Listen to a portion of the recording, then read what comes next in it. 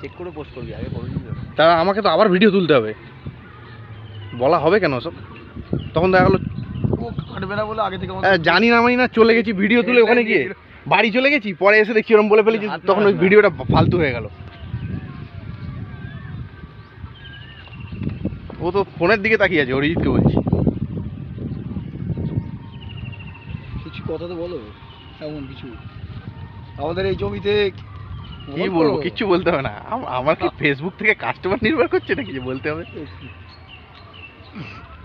এটা আবার কি কথা, এই যে আমার ভিডিওর মধ্যে কথাটা কি বলে বলো এবার এই যে কোন কোম্পানি বলো আমাদের অরিজিৎ কি হাসতেই যাচ্ছে সবাই, হাসতে লাফিং ক্লাব নাকি এটা? ওদিকে আমরা স্টিম মেরেই যাচ্ছি আমরা। আর এ তো পাগল হয়ে গেছে সিলিন্ডারে গল্প শুনে, বলছে আমি লস করে বারিশ করছি, বলছে আমার মাথায় কিছু ঢুকছে না। ছেলেগুলো পালিয়ে গেছে, পালিয়ে যাবে, নিজেদের মধ্যে আত্মগোপন কথা বলতে শুরু করে দিলে। এটাই সিস্টেম, এটাই লজিক এক ধরনের। হ্যাঁ, কত বিঘা? 13 বিঘা। 13 বিঘা জমিতে ধান চাষ করেছি আমরা, এই 3 বন্ধু, আর একজন আছে সে এখন বাড়িতে রয়েছে, তাকে আমরা এক্ষুনি টেনে তুলে নিয়ে আসবো চুলের মুঠি ধরে। সে বাড়িতে শুয়ে আছে বউকে নিয়ে। আমরা 13 বিঘা জমিতে এই যে ধান চাষ করেছি। হ্যাঁ, ভালো ধান। দাও সূর্যমুখীটা।